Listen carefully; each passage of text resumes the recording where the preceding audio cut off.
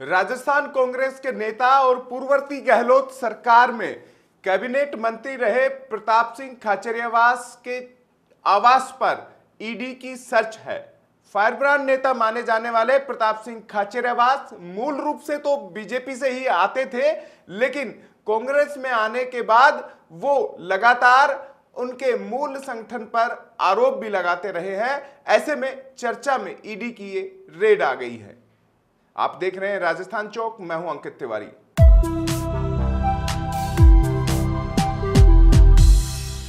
राजस्थान में प्रवर्तन निदेशालय के एक एक्शन ने राजनीतिक घमासान भी मचा दिया है। कांग्रेस हमलावर हो गई है। हालांकि एक्शन चुनावी वर्ष में ज्यादा ईडी के रहे, लेकिन इस बार जो एक्शन हुआ वो प्रताप सिंह खाचरियावास पर हुआ।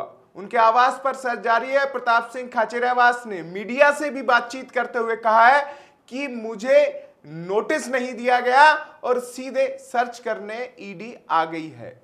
जिस मामले में ईडी ने कार्रवाई की है वो मामला भी बेहद अहम है। मामले की अगर हम बात करें तो इस मामले में करीब 48,000 करोड़ रुपए से ज्यादा के चिटफंड मामले में सर्च ऑपरेशन जारी है। पीएसीएल चिटफंड से जुड़ा हुआ पूरा मामला है।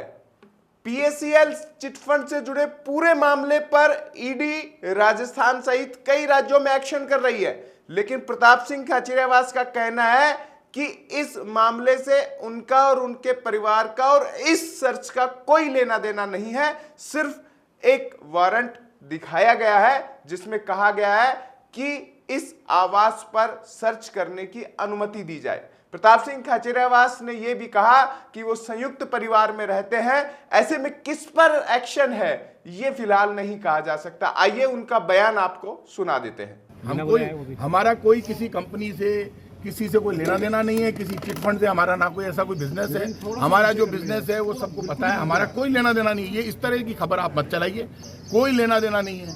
कोई कह देगा रिलायंस से या अंबानी से या पल्स से, हमारा किसी कंपनी से कोई लेना नहीं। इसलिए इस तरह की खबर मत चलाओ। इन्होंने प्रीमिसेस सर्च का नोटिस दिया, मतलब इसमें ये देखेंगे उसके बाद ये बताएंगे कोई मामला। ईडी का सिस्टम है कि प्रीमिसेस सर्च करती है उसके बाद नोटिस देती है। तो ईडी को नोटिस देगी तब पहले नोटिस देते तो हम पहले ही बता देते। अभी तो मेरे घर में सर्च करने आए हैं। दहशत कैसे पैदा करें, प्रताप सिंह को डराएं कैसे, तो ऐसे डरता नहीं है। सर कोई वजह समझ में आई यार? वजह क्या होती है? बिना वजह की करती है ईडी पूरी देश में सर्च। राहुल गांधी को बुला लिया, मेरी क्या औकात, राहुल गांधी को मेरे नेता को ही बुला लिया, तो वो कोई वजह थी क्या?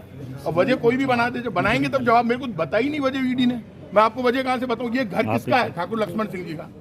अब ये बताए कि हम करण सिंह जी के ऊपर करने आए, प्रताप सिंह के ऊपर। पहले प्रताप सिंह का भाई होना, करण सिंह का या ठाकुर लक्ष्मण सिंह, ये ज्वाइंट फैमिली है। घर तो प्रताप सिंह तो कल जब पैदा नहीं हुआ उससे पहले ही घर बना दिया था फादर ने, पुराना घर है। ये खाचरियावास तो पुराना बसा हुआ। अब यार इसका कोई इलाज नहीं है। अब ये तो तब जवाब देंगे ना जब ये कोई मेरे को बताएंगे। तो ये बेचारे भी क्या करें? इनको कहा कि प्रताप सिंह के यहाँ पे जाओ और सुबह 7 बजे जाओ। प्रताप सिंह खाचरियावास का बयान आपने सुना। ईडी के एक्शन की तस्वीरें भी आप स्क्रीन पर देख रहे हैं। अब इस पूरे मामले का थोड़ा बैकग्राउंड भी आपको बता दिया जाए। इस पूरे मामले की बात करें तो राजस्थान में कांग्रेस पार्टी के बेहद चर्चित नेता प्रताप सिंह खाचरियावास सहित अन्य आरोपियों के खिलाफ ये सर्च ऑपरेशन की कार्रवाई है। केंद्रीय जांच एजेंसी ईडी द्वारा की जा रहे सर्च ऑपरेशन की कार्रवाई में दिल्ली, पंजाब, चंडीगढ़, राजस्थान की करीब 20 लोकेशन है। राजस्थान में एक लोकेशन प्रताप सिंह खाचरियावास के आवास पर यह एक्शन किया जा रहा है। प्रताप सिंह खाचरियावास कांग्रेस के नेता है और राजस्थान की पूर्ववर्ती सरकार में खाद्य एवं नागरिक आपूर्ति उपभोक्ता मामले के पूर्व कैबिनेट मंत्री रहे हैं। अशोक गहलोत के नेतृत्व वाली सरकार के कद्दावर मंत्रियों में से एक थे। चिटफंड घोटाले का कनेक्शन मुख्य रूप से पंजाब, बिहार, यूपी, पश्चिम बंगाल सहित अन्य राज्यों से है। यह घोटाला देश का सबसे बड़ा चिटफंड घोटाला माना जाता है। सीबीआई ने अब तक 1 दर्जन से ज्यादा लोगों की गिरफ्तारी इस पूरे मामले में की है। इस मामले को लेकर अगर बात करें तो पीएसीएल कंपनी को भारतीय प्रतिभूति और विनिमय बोर्ड यानी सेबी ने करीब 18 सालों में निवेशकों के कम से कम 49,100 करोड़ रुपए अवैध तौर पर इकट्ठा करने के लिए प्रतिबंधित किया था। इसी वजह से इस केस को भारत के सबसे बड़े चिटफंड लूट मामले में शामिल किया जाता है। पीएसीएल कंपनी का निर्माण 1982 में हुआ था। कंपनी 2025 में बैन हो चुकी है। सीबीआई द्वारा इस मामले में सुप्रीम कोर्ट के निर्देश के बाद 19 फरवरी 2014 को मामला दर्ज किया था। एफआईआर के मुताबिक कंपनी पीएसीएल चिट फंड के चेयरमैन, सीएमडी समेत दर्जनों अधिकारियों, प्राइवेट पर्सन, अज्ञात सरकारी कर्मचारियों, अधिकारियों के खिलाफ मामला दर्ज हुआ था। बाद में सीबीआई ने इसे आधार बनाते हुए केंद्रीय जांच एजेंसी, प्रवर्तन निदेशालय यानी ईडी को इस केस के टेक ओवर की अनुमति दे दी थी और केस ईडी के हाथ में चला गया था। इस पूरे मामले में प्रताप सिंह खाचरियावास ने अपनी भूमिका होने से इनकार कर दिया है। उन्होंने कहा है कि इस कंपनी से उनके परिवार का कोई लेना देना नहीं है।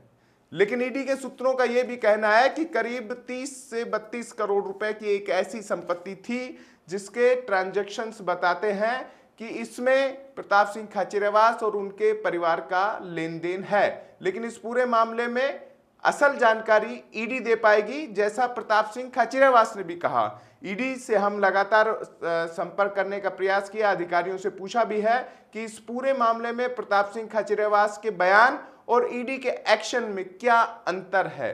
प्रताप सिंह खाचरियावास का बयान हम आपको सुना चुके हैं। उन्होंने कहा है कि इस पूरे मामले में मेरा और मेरे परिवार का कोई लेना देना नहीं है, ये राजनीतिक तौर पर की गई साजिश है।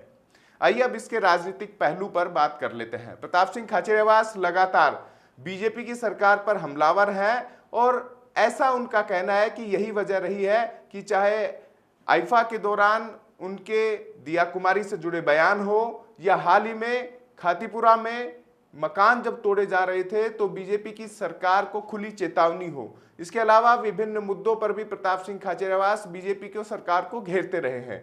लेकिन यहां यह भी बताना जरूरी होगा कि केंद्रीय जांच एजेंसियां का एक्शन चिटफंड घोटाले को लेकर है, ना कि राजनीतिक बयानों को लेकर। खैर, फिलहाल जांच जारी है। इस मामले में अगर कोई क्लू मिलता है तो ईडी सामने, मीडिया के सामने जरूर रखेगी, तब भी आपको बताएंगे। लेकिन इस एक्शन ने, प्रताप सिंह खाचरियावास के आवास पर ईडी की सर्च ने राजनीतिक तौर पर एक बयानबाजी का दौर राजस्थान में शुरू कर दिया है। इस खबर से जुड़ी अपडेट आपको लगातार देते रहेंगे। फिलहाल राजस्थान चौक को सब्सक्राइब कीजिए और कमेंट बॉक्स में बताइए कि क्या प्रताप सिंह खाचरियावास इस मामले में दोषी हैं और ईडी इस मामले में न्याय को लेकर कहां तक अपने एक्शन में अपने आप को आगे रखती है।